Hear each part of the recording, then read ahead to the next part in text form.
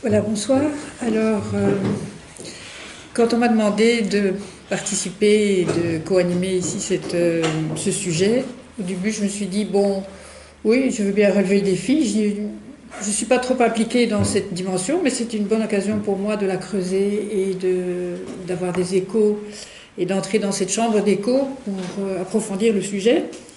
Et puis, au fur et à mesure que j'ai commencé à réfléchir là-dessus, je me suis dit, mon Dieu, dans quoi me suis-je embarquée? Mais voilà. Donc, on a vu défiler un beau petit PowerPoint qui montre différents aspects du voile.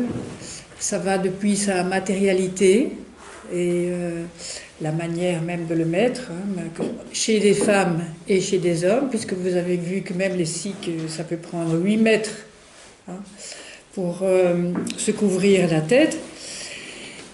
Donc on a vu à la fois cette dimension matérielle, poétique aussi, colorée, jolie, sympathique, intrigante. Et d'ailleurs, je pense qu'on va retrouver ces dimensions-là. On a pressenti aussi la dimension émotionnelle. Par exemple, quand la petite jeune fille là, est toute cachée derrière son voile blanc. Et puis, on a perçu aussi, directement ou indirectement, la dimension religieuse de ce couvre-chef. Alors,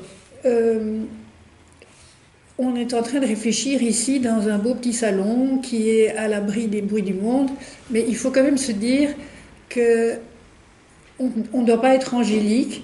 On réfléchit à cette situation aujourd'hui, en 2016, et qu'on n'y aurait pas été sensible aux mêmes dimensions il y a 10 ans, par exemple.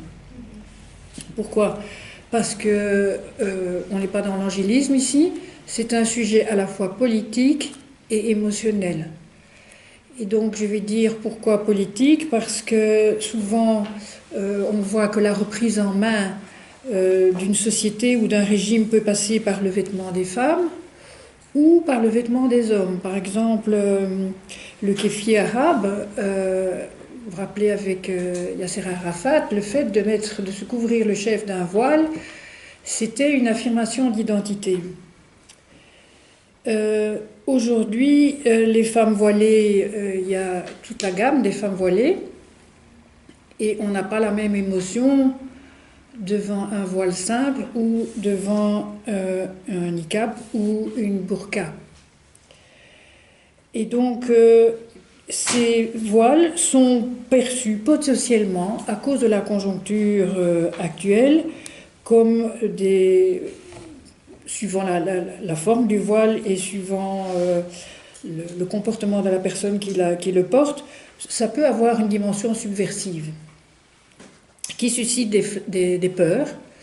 Et la peur n'est jamais bonne conseillère, bien entendu, et c'est ce qui anime l'islamophobie. Autre dimension politique, quand vous voyez en France la représentation, on voit ça sur tous les timbres-poste, de Marianne. Marianne, c'est une femme qui symbolise la France. Elle n'est pas particulièrement vêtue, mais elle porte un bonnet phrygien, un bonnet rouge, qui symbolise la liberté des femmes qui sont capables de se mouvoir indépendamment des hommes. Et donc la France s'identifie avec un couvre-chef féminin depuis la Révolution française par ce bonnet phrygien. Et donc vous voyez aussi que par exemple derrière ça il peut y avoir une dimension féministe. Et le top de la dimension féministe dans le modèle découvert, pour ne pas parler du couvert, c'est le mouvement Femen qui va arriver dévoilé jusque-là, y compris dans une cathédrale russe ou dans une conférence de Monseigneur Léonard ou tout ce que vous voulez. Donc vous voyez qu'il y a une dimension militante, donc le voile peut être instrumentalisé et on ne doit pas oublier que chacun lit cet objet et le comportement qu'il y a derrière, lit la culture de l'autre à travers sa propre culture et à travers ses lunettes. Donc, contexte politique, Contexte passionnel aussi, parce que le même objet peut être détesté, honni, ou revendiqué. Il peut être imposé, malgré soi, ou il peut être assumé comme un sujet de fierté. Donc, le voile reflète une ambivalence, mais en même temps, ça peut susciter pour les uns une ambiance d'harmonie et pour les autres une dimension de tension. Harmonie ou tension entre communautés. Entre communautés, je peux donner l'exemple de... Un jour, j'avais été avec mes élèves, des élèves de Saint-Gilles, qui étaient toutes des Marocaines, voilées, et je leur avais dit, notre école a le privilège de se trouver entre la prison et le Carmel. La prison, tout le monde connaît. Le Carmel, vous ne voyez jamais ça qu'au cinéma. De part et d'autre, il y a des hommes et des femmes qui sont derrière les grilles. Les unes par grâce et les autres par disgrâce. Alors, j'ai dit, bon, la prison, vous connaissez. Le Carmel, je vous y amène. Alors, bon, c'était évidemment un peu l'inconnu, bien entendu. J'avais des Espagnols, des garçons et des filles. Et il y avait révolte chez les garçons en disant « Putain, madame, qu'est-ce qu'elles font là-bas sous un voile? Il y en a même qui sont jolies. » Et bon, voilà. Par contre, chez les Marocaines, il y avait d'emblée une syntonie pas possible, alors qu'on était dans l'interreligieux absolu. Il y avait même une grille entre les deux. Et c'était comme on était en famille. Femmes voilées, on se comprenait. Donc vous voyez que ça, voilà, c'est un sujet d'harmonie entre communautés diverses. Ça peut être un sujet donc, de conflit entre communautés, ou ça peut être un sujet de conflit même à l'intérieur d'une communauté, suivant les interprétations plus rigoristes ou autres, ou les conflits de génération dans une propre famille. Mais pourquoi s'occupe-t-on tellement du vêtement d'autrui? Du chapeau de la gamine, comme on dirait. C'est que parfois il y a des vêtements imposés dans certains régimes pour tuer l'individualité. Et là, je prends le vêtement plus large. Dans les régimes communistes, en Chine, on ne s'habille pas n'importe comment. Il y a une sorte d'uniforme qui est imposé. On ne se singularise pas. Et chez nous, il n'y a personne, il n'y a aucun régime qui nous impose un vêtement, mais la mode nous impose inconsciemment un modèle qu'on est censé choisir. Mais alors il peut y avoir des aspects négatifs à la mode en disant voilà, c'est le standard jeans unisexe délavé et troué. Et puis après, quand on regardera les photos de toute cette génération-là, on dira bon. Et donc la mode a quelque chose d'absorbant, qui à la fois nous soude, qui nous individualise et qui en même temps nous oblige à marcher avec, parce que je vous défie de vous promener avec un costume du XVIIIe siècle. Donc on suit une évolution, on évolue dans une société qui a parmi ses règles des usages vestimentaires. Alors d'où vient ce besoin ou cette injonction pour beaucoup de croyants de se couvrir la tête? Je vais d'abord dire que le voile n'est pas, vous l'avez vu, c'est pas une spécificité musulmane, même si c'est peut-être le modèle qu'on voit le plus conjoncturellement pour le moment dans notre société. Mais nous avons tous, nous autres en tant que Belges, eu une histoire avec le voile. Et je pense que ceux ou celles de ma génération vont se reconnaître dans ce petit parcours. Donc moi j'ai fait connaissance du voile et j'ai porté le voile quand j'avais 6 ans. Parce que pour ma première communion, j'avais un petit bonnet et puis un petit voile transparent. Et voilà, c'était ma première manière de me présenter dans l'église, tête couverte. On a remis le couvert quand j'avais 12 ans, c'est-à-dire pour ma communion solennelle. Et quand j'ai fait mon école primaire, j'étais dans une école mixte, garçon-fille, flamand francophone, handicapé, valide, à la mer. Et jusqu'à 12 ans, on était à la mer, je ne vais pas dire en petit Jésus, mais à peu près. Donc jusqu'à 12 ans, je portais juste le petit slip. À 12 ans et demi, je suis passée dans une école secondaire tenue par des religieuses. À ce moment-là, j'ai dû m'acheter une mantille, des gants blancs pour aller recevoir mon bulletin chez la bonne mère, comme on disait, et j'ai dû me voiler les jambes. C'est-à-dire qu'à 12 ans, fini les chaussettes, les soquettes, et il fallait que je mette des bas, et je vous prie de savoir qu'il n'y avait pas des panties. Voilà, donc dévoilement côté nature à la mer, et puis j'arrive en ville dans une ambiance. D'abord, il n'y a plus que des femmes. Je me demandais où était la moitié de l'humanité. Ensuite, elles étaient toutes bien faites, puisqu'il n'y avait plus d'handicapés. Et je me trouvais entourée que de femmes voilées, dont je ne voyais rien que en dessous des souliers d'hommes. Tout pour intriguer quand même.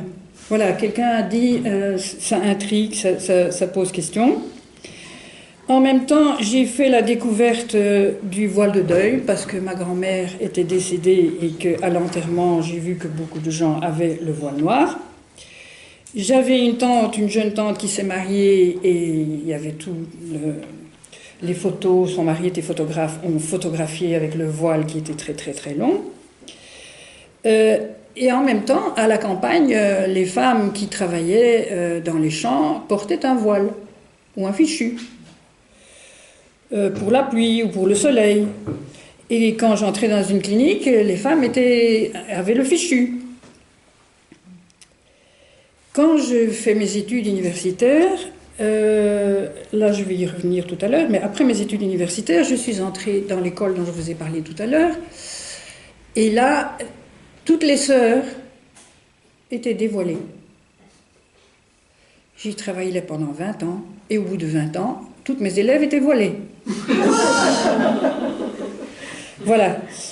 Et entre les deux, donc l'école secondaire et ma carrière d'enseignement, j'ai été à Louvain en section théologie. Et là, j'ai passé 8 ans à étudier la révélation, c'est-à-dire comment Dieu tire le voile. Et nous sommes ici entre gens de différentes religions, mais qui considèrent leur religion comme une religion révélée. C'est-à-dire que Dieu aussi se voile. Et que, heureusement pour nous, il ne se livre pas d'emblée comme il est, parce qu'on n'existerait plus. C'est ça qu'exprime la position de l'homme devant Dieu dans l'Ancien Testament, que nul ne peut voir Dieu sans mourir. Et donc Dieu, quelque part, se voile pour nous par miséricorde. Mais en même temps, avec la même miséricorde, il veut se dévoiler puisqu'il veut entrer en communion avec nous, en contact avec nous, nous faire entrer dans son mystère, partager sa miséricorde, partager sa sagesse, etc. Et donc, je me suis passionnée pour découvrir la révélation. Et dans la révélation, donc chez nous, dans la Bible des chrétiens, il y a l'Ancien Testament et il y a le Nouveau Testament. Et la Bible commence dans un jardin, ça termine dans une ville avec un jardin. Ce dernier livre s'appelle l'Apocalypse. Tout le monde a entendu parler de l'Apocalypse à la télévision. Et quand est-ce qu'on parle de l'Apocalypse? Quand il y a une grande catastrophe. On dit c'est l'Apocalypse, voilà, parce qu'il y a eu un tsunami, etc. Mais ça n'a rien à voir. Parce que le mot Apocalypse veut dire tirer le rideau. Donc je prends la ficelle ici et je monte. Et apocalypse, ça veut dire dévoiler. Et j'adore ce livre parce que c'est un livre très visuel, puisqu'il y a plein de visions. Et c'est un livre très sonore parce qu'il y a beaucoup de bruit. Donc c'est un livre qui a intéressé beaucoup les artistes, qui a intéressé beaucoup le monde de la musique et le monde de la peinture, le monde du cinéma. Et la révélation, c'est quoi? Dans l'Apocalypse, c'est que les chrétiens à ce moment-là sont persécutés. Ils sont dans une espèce de nuit mystique opaque parce qu'ils ne voient plus d'issue à leur histoire. Et donc ils sont comme devant un mur. Et le rôle de l'Apocalypse, qu'on trouve dans l'écriture chrétienne, mais on trouvait des apocalypses chez les Babyloniens, chez les Juifs, chez les Égyptiens, etc. C'est un mode littéraire que l'Église a emprunté, comme elle a emprunté la poésie ou le chant pour le Cantique des Cantiques. Et donc, les chrétiens se sont trouvés devant un mur opaque à cause de un non-sens. Et le propre de l'Apocalypse, quand Saint Jean, qui est donc en prison à ce moment-là, a écrit aux premières communautés chrétiennes, il dit à travers ce livre, « Je vais vous faire voir ce qu'il y a derrière ce mur opaque. » Et en plus, comme on imagine dans la cosmologie ancienne que le monde est une plateforme, qu'au-dessus il y a une voûte, et qu'au-dessus de la voûte il y a Dieu, vous voyez bien que dans le passage de l'Écriture, quand on dit au moment du baptême et les cieux s'ouvrirent, il y a une communication directe entre le ciel et la terre. Le voile se déchire. Et le voile va se déchirer, le voile du temple, au moment où Jésus meurt. Ça veut dire qu'il n'y a plus de séparation entre Dieu et l'homme. Donc la révélation est arrivée à un sommet. Et quand, à la fin des temps, dans l'Apocalypse, on dit « le ciel et les étoiles tomberont », ben oui, parce que dans la cosmologie ancienne, Dieu avait accroché à ce voile des lumignons, des lampadaires, le soleil, la lune, les étoiles. Et quand vous déroulez le ciel comme une carpette, on n'a plus besoin de ça parce qu'on est en vis-à-vis. Et donc, vous sentez combien c'est riche. Pourquoi l'homme se voile, pourquoi Dieu se voile. Derrière le voile, il y a le mystère de la rencontre. Donc vous avez perçu dans ce petit parcours avec le voile que je vous ai dit, depuis mes 6 ans jusqu'à mes 26 ans pour simplifier, on passe par le voile dans sa dimension sociale, le voile utilitaire, hein, donc je vous ai dit, pour les gens qui travaillent au champ, les gens qui ont un métier d'hygiène comme les infirmières, maintenant on a mis les petits voilettes plus hygiéniques, et aussi une dimension mystique dans l'espace liturgique. Et une dimension mystique dans la prière, puisque Dieu se révèle quelque part à nous dans la prière, quand on médite les Écritures, que ce soit la Bible ou le Coran, on entre implicitement en dialogue avec Dieu, et Dieu, les paroles s'éclairent, les paroles prennent sens, elles éclairent notre existence, à travers ça Dieu se révèle. Parce que la révélation, ce n'est pas un terme statique, comme si Dieu s'était révélé il y a 2000 ans, ou comme il s'était révélé uniquement donc à Mahomet. Il y a un processus de dévoilement continu chaque fois qu'on médite et qu'on fait sienne ces paroles qui vont nous éclairer. Donc vous voyez que c'est un sujet qui traverse les âges et les cultures. D'ailleurs, quelqu'un a mis aussi, pour ce que j'ai pu voir rapidement, il y a une dimension de tradition, donc il y a une dimension de temps. C'est un sujet très polysémique, ça veut dire qu'il y a beaucoup de sens. Et comme il a beaucoup de sens, il est très polémique. Très polémique, puisque chacun... On peut dire tout et le contraire avec le même objet. Mais l'important, c'est qu'est-ce qui, en dessous, l'âme qu'il y a dans le geste, comme on a dit tout à l'heure, le geste quand je mets le voile ou quand j'enlève le voile, quelle est l'âme de mon geste? Et c'est là-dessus que c'est moins polysémique, on est beaucoup plus en communion. Voilà, alors c'est pour ça qu'on voit que c'est un signe d'émancipation pour les unes, de mettre le voile, parce que j'ose m'affirmer, alors qu'avant je n'osais pas, ou c'est un geste de soumission par rapport aux hommes, par rapport à Dieu. C'est un geste d'identification, un geste identitaire ou c'est un geste provoquant. Mais le plus souvent, c'est un signe d'une quête spirituelle. Notamment, on voit ça aussi chez les jeunes. Et je pense que c'est qu'il faut y être attentif.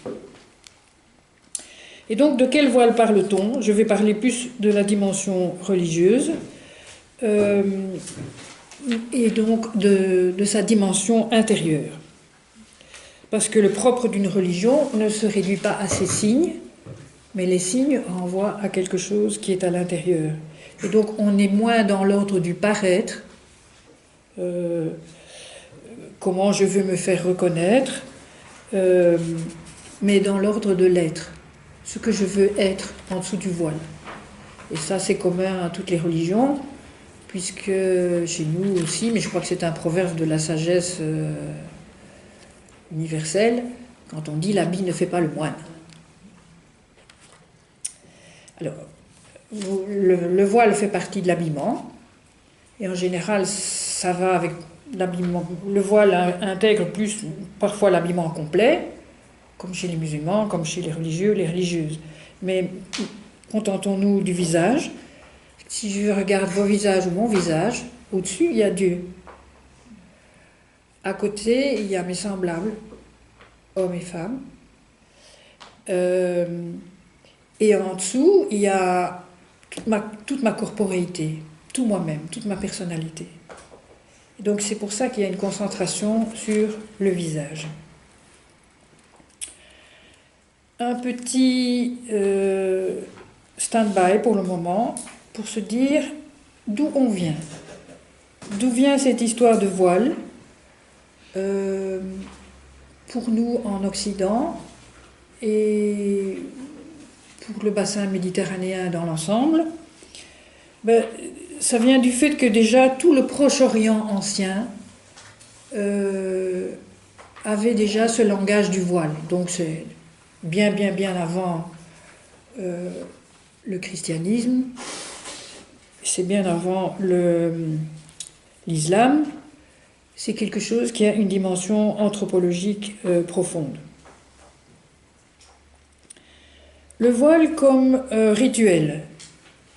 Ces pratiques précédaient la loi. Je pense que c'est ça qui est important. Les lois arrivent en général après, quand on arrive dans un contexte où il faut mettre de l'ordre dans une société et arrêter la cacophonie ou réguler des forces. Le voile rituel, on le perçoit souvent dans le Moyen-Orient ou le Proche-Orient ancien comme un ornement, une parure brodée, un cadeau de mariage. Et donc, voilà, c'est une offrande. Couvrir la mariée, c'est un rite spécifique, mais ça n'implique pas que la mariée soit voilée tout le temps. Et pour les prêtres et les prêtresses, couvrir le prêtre ou couvrir la prêtresse, c'était la protéger de la proximité avec Dieu. Et donc, vous voyez déjà que cette dimension de couvrir, c'est plus, ou c'est pas d'abord le voile comme un mur par rapport ou un rideau par rapport à mon prochain, mais c'est un petit toit par rapport à Dieu. Et ça, je pense que c'est important de garder cette dimension. Pour les femmes, c'était d'abord un rite matrimonial que seules les femmes libres portaient. Les esclaves et les prostituées ne pouvaient pas porter le voile. Si d'emblée elles s'y aventuraient, on leur rasait la tête ou bien on leur mettait du goudron. Donc vous sentez que petit à petit, porter le voile devient un privilège, de pouvoir le porter en rue, et c'est même un signe d'honneur. Et légiférer sur cette matière, une fois qu'on commence à dire cette catégorie de femmes peut porter le voile et cette catégorie de femmes ne peut pas porter le voile, c'est une manière de protéger un statut social. Et chez les religieux et les religieuses aussi, donc on met d'abord un petit voile ou un voile blanc avant d'arriver au voile noir. Donc on sort en rue, on sait qu'on est une religieuse, ou on savait. Et donc, il y a d'abord le rite interne et puis il y a le rite qui sort dans la rue. Il y a le fait que ce n'est pas d'abord vis-à-vis des autres une humiliation, c'est une soumission par rapport à Dieu, c'est une protection par rapport à Dieu. Mais vis-à-vis des autres, à l'origine, c'est d'abord un privilège et un système d'honneur. Ça fait classe. Voilà. Et puis, dans certains cas, dans le Moyen-Orient, on commence à avoir aussi la couverture faciale qui va parfois introduire un enfermement dans l'espace domestique, ou bien, juste le contraire, un moyen pour les femmes de se socialiser, de sortir dans la rue tout en étant voilées, et elles y trouvent ainsi leur liberté. Dans tout le bassin méditerranéen, les hommes et les femmes se couvraient lorsque ils accomplissaient des prières et des sacrifices. Et quand vous voyez les films sur Jésus, quand Jésus rentre à la synagogue, il porte un voile. Et petit à petit, après, toutes ces dimensions-là seront codifiées. Le personnage le plus important dans l'écriture qui porte un voile, c'est Moïse. C'est Moïse qui, au Sinaï, donc 2 fois, il est en contact avec Dieu, mais la deuxième fois, il est tellement éblouissant, tellement fluorescent, je dirais, que par miséricorde pour son peuple, il se voile pour protéger le peuple, parce qu'il est tellement rempli de Dieu. Et donc là, c'est un homme qui porte le voile intégral. Donc vous sentez ce jeu de cacher et dévoiler qui a à voir avec la rencontre de l'autre, qui a à voir avec la rencontre avec Dieu. Dans le Nouveau Testament, on a Saint Paul qui parle du voile, les femmes, mais c'est très conjoncturel. Donc c'est dans l'Épître aux Corinthiens. Corinthiens, quand vous mangez du cramique, il y a quoi dans le cramique ? Des Corinthes, ça veut dire des raisins de Corinthe. Corinthe, c'est en Grèce. Et donc, Saint Paul, à ce moment-là, il était déjà à Éphèse, c'est-à-dire en Turquie, donc il avait fait toute la courbe. Il est à Éphèse et il avait évangélisé Corinthe. Et comme il était parti avec ses compagnons pour la communauté d'Éphèse, voilà qu'il y a la pagaille dans la communauté qu'il a évangélisée. Et donc, chaque fois que Saint Paul écrit une lettre, c'est pour assurer les arrières et mettre de l'ordre dans la communauté. Et l'ordre, c'est quoi ? C'est qu'il dit que les femmes doivent porter un voile. Pas pour dire que les femmes sont moins que les hommes, parce que dans bien d'autres endroits, il a dit que les hommes et les femmes sont égaux, mais parce que ces femmes prophétisaient et prenaient acte dans la communauté, donc elles avaient une parole d'autorité dans la communauté, ce qui est un progrès pour les femmes. Mais l'idée de se mettre un voile, comme je vous ai dit que les prostituées ne mettaient pas de voile, ça voulait dire que c'était quand même des femmes respectables qui prenaient la parole dans la communauté. C'est tout. Voilà. Et c'est ainsi que, comme le voile était assimilé à un signe de vertu, d'ailleurs chez les Vestales romaines aussi, c'est comme ça qu'il est devenu un attribut de la vie religieuse ou de la vie consacrée. Et donc, les vierges consacrées ont commencé à porter un voile dans l'Antiquité, au IVe siècle, et puis après se sont développées d'autres formes de vie consacrée, où on a vu toutes les religieuses étaient voilées, avec des formes différentes pour les familles religieuses différentes, pour se faire reconnaître. Et puis, il y a eu le mouvement féministe, où on a perçu ce voile qui n'avait rien d'oppressant pour les femmes, mais on l'a perçu comme oppressant. Donc, on a regardé ce voile autrement. Et puis il y a eu le Concile Vatican II qui a dit, écoutez, il faut ouvrir les fenêtres et percer les murs, il faut arrêter de faire trop de séparation entre l'interne de l'Église et le monde qui tourne à l'extérieur, il faut, comment dire, lever les murs qui nous séparent entre les chrétiens pratiquants, etc., s'immerger dans la masse. Bon, évidemment, si vous voulez vous immerger dans la masse et que vous arrivez avec tout l'emballage, ça va être un peu difficile. Et donc, vous sentez que une religieuse qui enlève le voile parce qu'elle met les voiles, parce qu'elle dit « je veux plus être religieuse », et la religieuse d'à côté qui enlève le voile parce qu'elle dit « je veux aller travailler dans le monde ouvrier, je veux aller travailler en usine », c'est le même geste, mais c'est pas le même sens. Voilà. Alors, dans le Coran, alors là je m'aventure un peu parce que je ne suis pas du tout spécialiste, mais il est question, je simplifie, hein, parce qu'il y a 6-7 fois quand il est question du voile. Il y a le voile qui est plutôt le rideau, ce qu'on appelle le hijab, et ça tourne autour des versets du chapitre 33, de la sourate 33, 53, 59 et ainsi de suite, où il s'agit de la maison du prophète, où ce qui est induit là-dedans, c'est le respect de la vie privée. Il est dit, quand vous demandez quelques objets aux épouses du prophète, faites-le derrière le voile. Et le voile ici a plus une dimension de rideau. Et alors c'est joli ce qui est dit, c'est plus pur pour vos cœurs, donc il s'adresse aux autres qui sont en dehors de cette maison, c'est plus pur pour vos cœurs et pour leur cœur. Donc il y a, donc c'est la sourate 33, 53, il y a une pureté du cœur des deux côtés.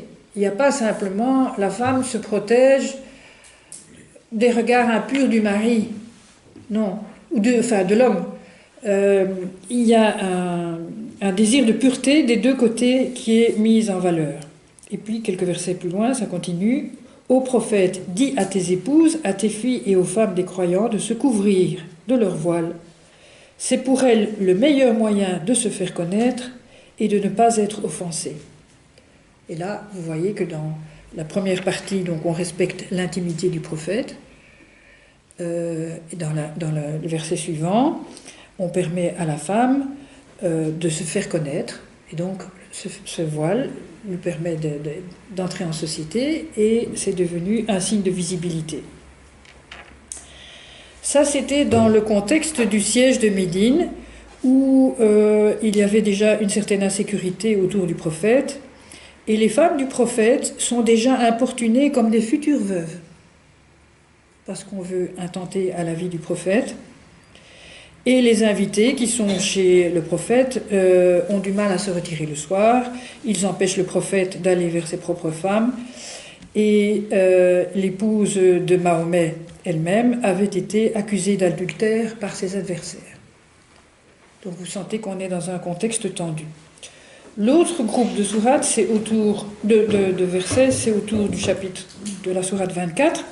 Et là aussi, on est dans un contexte de pression des adversaires, où parmi les compagnons du prophète, il y a aussi donc des adversaires, comme par exemple Omar, qui sera le futur calife. Et ce compagnon de Mahomet ne partageait pas les mêmes projets que le prophète, pour qui s'était acquis l'égalité entre hommes et femmes, l'égalité des droits et l'égalité des devoirs. Et donc lui, par opposition au prophète, aura une position beaucoup plus hiérarchique sur la position des hommes et des femmes, et le voile va prendre davantage une dimension de séparation et d'éloignement des femmes de la vie publique. C'est les commentaires que j'ai pu lire là-dessus, mais je voudrais résumer ces deux pôles, donc autour de Mahomet et autour d'Omar. Le voile prend une tournure différente, mais je voudrais résumer l'attitude que j'ai trouvée la meilleure, c'est la sourate 7, 26. Le meilleur des voiles, c'est la piété, pour les hommes comme pour les femmes. Donc vous voyez, l'ensemble du corps de la femme est concerné, mais l'ensemble de la vie intérieure des hommes et des femmes est concerné, et l'enjeu est à la fois sociétal, humain, familial, et parce qu'il est familial, il est religieux. Et ça, c'est quand même important. L'importance de la famille au niveau du Coran, la famille du prophète. Il faut protéger la famille du prophète, et en protégeant les rapports harmonieux dans la famille, on contribue au rapport harmonieux avec Dieu. Le voile est un seuil entre la vie publique et la vie privée, et celle-ci est le lieu même d'une intimité transcendante avec Dieu. Voilà, alors un petit mot sur le couvre-chef chez les hommes, hein. Donc vous avez vu, il y en a plusieurs ici. Nous autres, dans notre église, on a la spécificité que les hommes portent parfois 2 chapeaux l'un sous l'autre. Que quand vous regardez un évêque, il enlève la mitre, hop, et il y en a encore un autre en dessous. Enfin, soit, ce sont des héritages, ça, ce sont des héritages culturels. La mitre n'intervient qu'au XIIe siècle chez nous. Vous voyez que derrière la mitre, il y a deux petits pans, qui sont le reste en tout mini de ce que c'est qu'il y avait un voile qui couvrait. Alors on a donné des symboles, là, que les 2 petites queues, c'est l'Ancien et le Nouveau Testament, mais bon, ça c'est de la couverture. Chez les Marocains, vous avez le fès, qui est un cône, voilà. Vous avez d'autres populations qui ont le turban, et vous avez le kéfier, dont je vous ai déjà parlé, chez les Palestiniens et chez les Arabes. Je voudrais terminer par une lecture mystique, une relecture mystique du voile en tant qu'il est lié au sacré. Et là, je vais passer à travers quelques dias d'un juif. Et c'est Marc Chagall. Donc Marc Chagall, vous situez, c'est un homme qui a vécu presque 100 ans. C'est un Russe d'origine juive qui a connu les pogroms en Russie, tout l'antisémitisme, etc. Et qui a donc dû fuir au moment de la guerre à Paris. Et puis à Paris, il a été rejoint par la persécution antisémite et il a été accueilli aux États-Unis. Et puis aux États-Unis, sa femme est décédée d'une grippe qui n'a pas pu être soignée. Il est entré dans le deuil et puis après un certain temps, il est retourné en France, dans le midi de la France, où il a épousé sa seconde femme, Vava. Mais toute sa vie, il va faire l'anamnèse, il va raconter l'âme de son pays d'origine. Et ici, vous avez le rabbin juif, donc avec ses phylactères, là, la petite boîte qui contient les paroles de l'Écriture, la Torah qu'il tient respectueusement près de lui. On dit souvent dans le titre du film, La danse avec les loups, mais le juif danse avec la Torah, c'est une relation amoureuse avec la parole de Dieu qui est enveloppée là dans ses voiles. Vous voyez que le juif tient, bon, il a la petite kippa, au-dessus il a le voile. Et bon, la kippa c'était pas obligatoire, hein, mais ça s'est mis comme ça au fil de l'histoire, à partir du Moyen-Âge, je crois, et c'est devenu un signe d'identification des Juifs. Et le voile, au-dessus, blanc, c'est le châle de prière. Ce qui est important dans ce voile, bon, il est à la fois blanc et strié de noir, mais il a des petites floches. Vous voyez les petites... ça symbolise différents commandements dans l'Écriture, mais on va passer au suivant. Ok ? Voilà. Alors ici, vous retrouvez 2 scènes de la crucifixion. La première, ça s'appelle la crucifixion blanche, où vous voyez ici un juif qui s'encourt, un autre juif, et là un juif qui est marqué, voilà, stigmatisé comme pendant la guerre.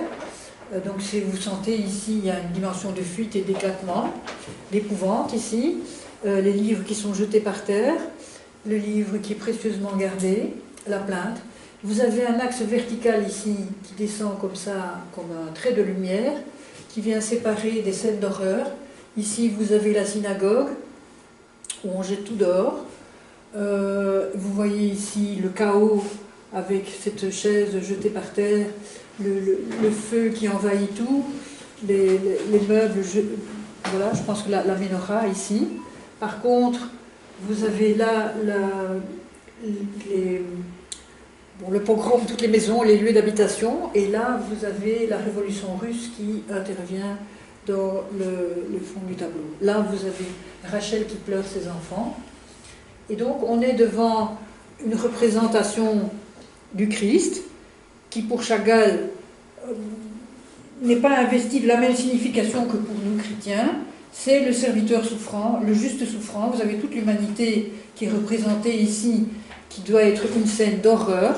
Mais vous voyez que le juif qui est crucifié ici, parce que Jésus lui-même était un juif, symbolise tout le peuple juif, toute la souffrance du peuple juif, éclairé par ce voile de Dieu, qui est ce trait de lumière qui écarte les ténèbres, si vous voulez, qui tire le voile sur les ténèbres. Vous avez le lien entre le ciel et la terre qui est représenté par l'échelle. Vous avez la lumière d'en haut qui est rejointe par la lumière d'en bas. Et le spécifique, c'est que chez Chagall, vous voyez partout quand le juste souffrant meurt dans son châle de prière.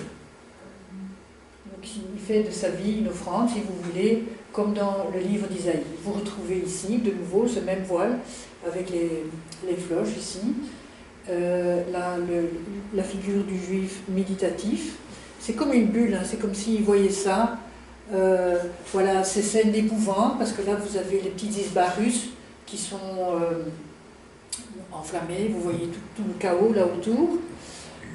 Et il médite, il a ça derrière la tête. Et son voile qui est ici, c'est le même voile qui se retrouve là. Vous voyez cette proportion énorme qui est représentée. Voilà.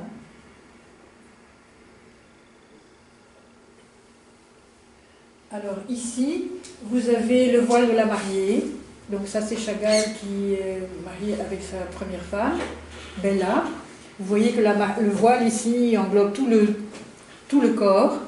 C'est une manière festive d'enjoliver l'épouse.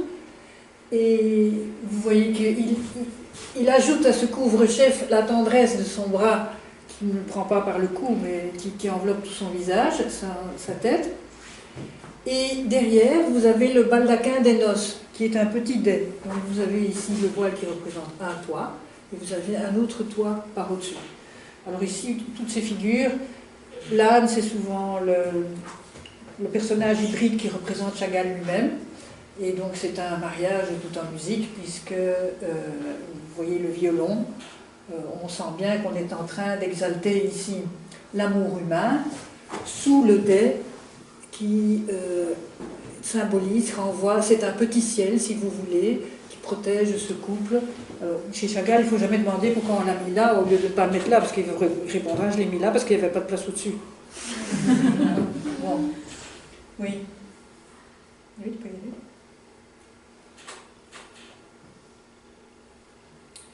Alors, ça, c'est une très belle série de 5 tableaux sur le Cantique des Cantiques, qui est donc dans la Bible. C'est un chant amoureux, où la femme cherche son époux, et c'est comme un jeu de cache-cache à travers tout le chant. Et donc Chagall a exprimé ça dans 5 tableaux. Ça, c'est le 4e ici. Et vous voyez qu'il y a 2 mariages là-dedans. Il y a ici l'union des 2 époux. Bon, ici, il y a l'union nuptiale. Mais entre les deux, ici, vous avez le village natal de Chagall en Russie, Vitebsk. Et puis là, vous avez Saint-Paul-de-Vence, qui est là où il est rené une deuxième fois, si vous voulez, quand il est revenu d'Amérique et que les pogroms et tout l'antisémitisme étaient un peu passés. Alors, vous avez cette belle courbe ici, voilà, qui englobe 2 histoires, 2 peuples. Vous avez cette autre courbe qui englobe, voilà, il y a Chagall qui est en train de se peindre là, enfin il se peint, vous voyez la mariée et son voile, le baldaquin, en face vous avez l'ange comment dire, l'ange au chauffard ici, donc c'est le corps sacré, et là la lumière qui donne la dimension sacrée de ce mariage, et ici vous avez le petit âne couronné, et là vous avez l'union nuptiale. On passe au suivant. Voilà, alors ça c'est un détail d'un très très grand tableau qui se trouve aussi à Nice, qui représente en bas Adam et Ève qui sont debout, ils vont arriver dans le paradis. Et déjà, donc il y a Adam d'abord, il y a la femme qui va arriver ici, portée sur le dos de l'ange, et qui va arriver comme ça auprès de l'homme.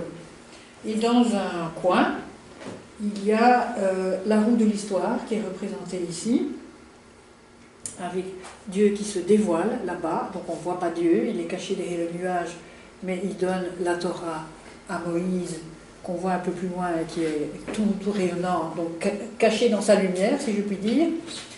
Et c'est joli parce que vous avez ces dimensions de don-là, et puis ça se retourne comme ceci, vers ce juste souffrant, qui inclut la figure du Christ, bien entendu, où vous retrouvez l'échelle de Jacob, qui est le lien entre le ciel et la terre.